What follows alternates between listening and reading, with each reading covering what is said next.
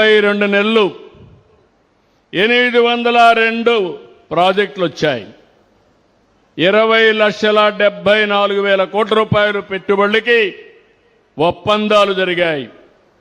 ఇవి వస్తే 24 లక్షల మందికి ఉద్యోగాలు వస్తాయి. అందరూ చేసినట్టు నేను ఎంఓయూలు చేసి ఎక్కడో మూలపడేయడం లేదు. అనునిత్యం దీని మీద శ్రద్ధ పెట్టాం. నెలకొకసారి ఎస్ఐపిసి జరుగుతుంది, ఆ నెలలోనే ఎస్ఐపిబి జరుగుతుంది, అదే నెలలో కేబినెట్ జరుగుతుంది. నేను ఒకప్పుడు చెప్పేవాడిని, ఈజ్ ఆఫ్ డూయింగ్ బిజినెస్ నుంచి gear March speed of doing business చేస్తున్నాం. అదే సమయంలో ప్రజలకు కూడా speed of delivering governance, real టైంలో మీ సమస్యలు పరిష్కారం చేసే బాధ్యత ఈ ప్రభుత్వానిది. దీనివల్ల 22 నెలల్లో పెట్టుబడులు ఎన్నో వచ్చాయి. ఒక తృప్తి, ఒక ఆనందం. ఈరోజు నేను ఇక్కడికి వచ్చాను. 5,400 కోట్లు సిన్హా గారు ఇండస్ట్రీ పెడితే, న్యూ రెన్యూ ఇండస్ట్రీ పెడితే నేను ఆనందపడుతున్నా.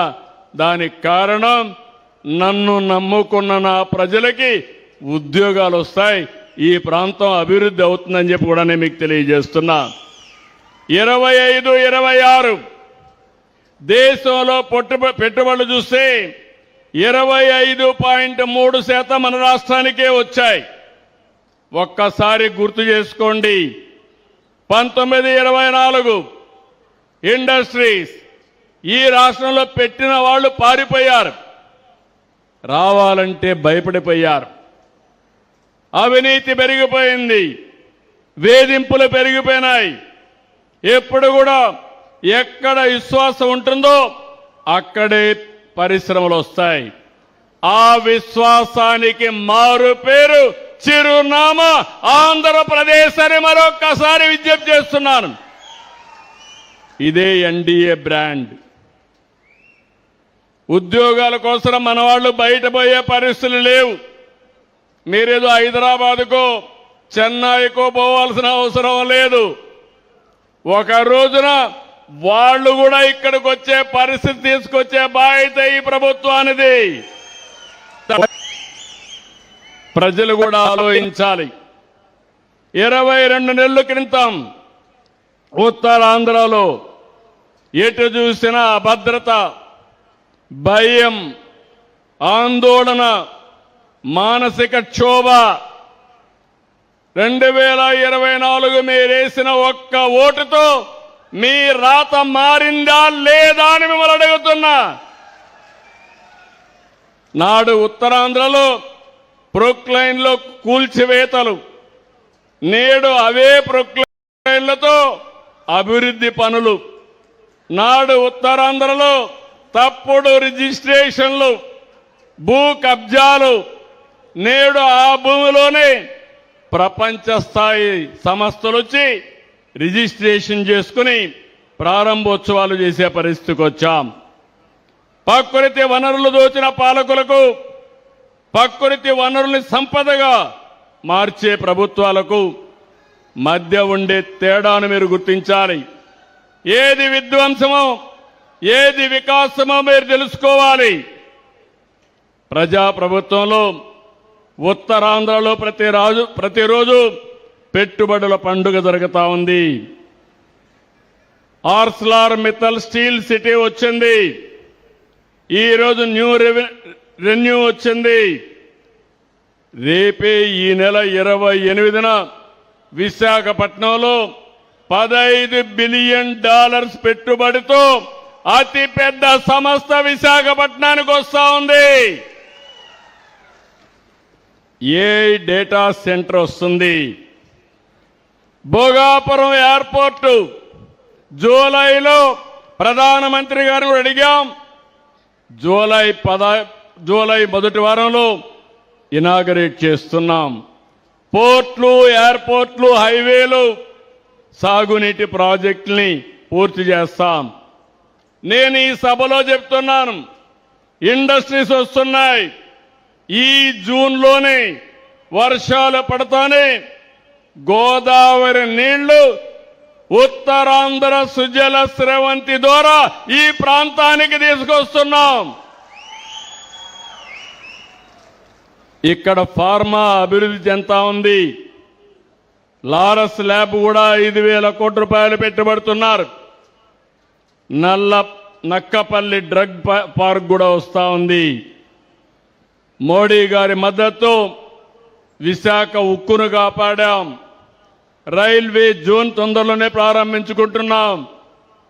మీరు ఒకసారి చూస్తే విశాఖపట్నం కాకుండా కలకత్తా నుంచి వచ్చే రైల్వే లైను 2 లైన్లుంటే దాన్ని 4 లైన్లుగా చేస్తున్నాం.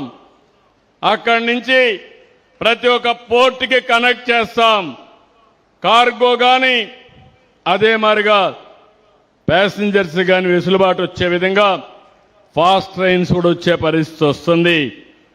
మీ అందరికీ గుర్తుపెట్టుకోవాలి, కేంద్ర సహకారంతో విశాఖపట్నం ఏ విధంగా అయితే అభివృద్ధి అవుతుందో అదేవిధంగా మన రాజధాని అమరావతి దశ దిశ మార్చబోతున్నామని మీ అందరికీ విజ్ఞప్తి చేస్తున్నా. 2027 గోదావరి పుష్కరాల కంటే ముందు పోలవరాన్ని పూర్తి చేసి జాతికి అంకితం చేస్తామని మీ అందరికీ హామీ ఇస్తున్నా. రాయలసీమ ఒకప్పుడు రాళ్ల సీమ, ఇప్పుడు రత్నాల సీమ చేయడానికి హార్టికల్చర్ హబ్గా చేయబోతున్నాం. పరిశ్రమలు తీసుకొస్తాం. అన్ని ప్రాంతాల అభివృద్ధి చేస్తున్నాం. అన్ని రీజన్స్ అభివృద్ధి చేస్తాం. విశాఖపట్నం కేంద్రంగా 9 జిల్లాలు ఈస్ట్ గోదావరి వరకు, అమరావతి కేంద్రంగా వెస్ట్ గోదావరి నుంచి ప్రకాశం వరకు, తిరుపతి కేంద్రంగా నెల్లూరు నుంచి కర్నూలు వరకు అభివృద్ధి చేస్తాం. అదే సమయంలో అన్ని నియోజకవర్గాల అభివృద్ధి చేస్తాం. అదే సమయంలో ఈరోజు నేను సిన్హా గారిని మనస్ఫూర్తిగా అభినందిస్తున్నా. Is prepared to invest nearly 82,000 crores another 4-5 years. I really appreciating him. You also appreciate he is getting employment and development of this area.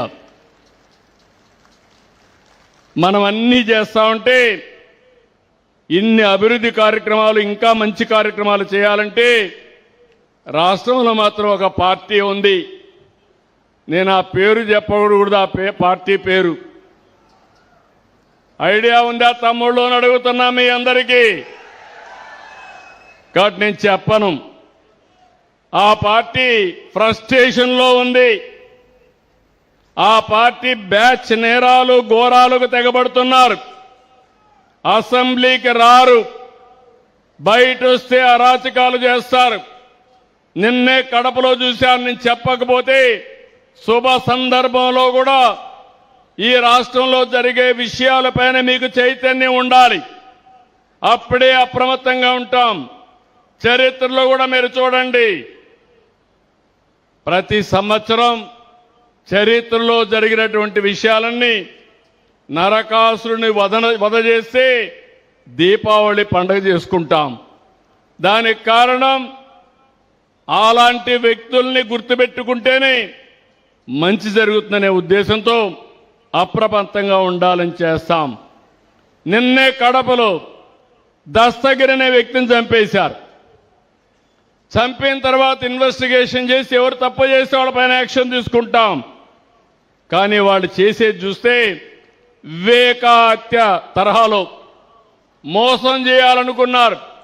మీకు అందరికీ జ్ఞాపకం ఉంటుంది, నేనే ముఖ్యమంత్రి. వివేకానందుడి హత్య జరిగింది. జరిగితే సాక్షి టీవీలో గుండెపోటుతో చనిపోయాడన్నారు. నేను కూడా అయ్యో పాపం అన్నాను. ఆయన కూతురు ఇన్వెస్టిగేషన్ చేయండి, పోస్ట్ మార్టం చేయమని అడిగింది. మనం ఏ తప్పు చేయలేదు చేయమన్నాను. సాయంత్రానికి గుండెపోటు కాదు, ఇది గొడ్డలి వేటని డాక్టర్స్ చెప్పే పరిస్థితికి వచ్చారు. ఆ సాయంత్రం నేను తండ్రి లేడు, ఉన్న చిన్నాన్న కూడా చంపేశారని రివర్స్ మాట్లాడాడు. మరుసటి రోజు నా చేతిలో కత్తి పెట్టి నారాసుర రక్త చరిత్రని సానుభూతి పొంది ఓట్లు సంపాదించాడు. ఇప్పుడు అదే తరహాలో ఇది కూడా చేయాలంటే అలర్ట్గా ఉన్నాం. నేను ఎప్పుడు కూడా మోసగాళ్ల పైన కన్నేశాను. నేను ఎప్పుడు మోసగాళ్ల పైన కన్నేసి ఈ రాష్ట్రంలో ప్రజల రక్షణకు భరోసా ఉండదని మరొక్కసారి మీ అందరికీ హామీ ఇస్తున్నా.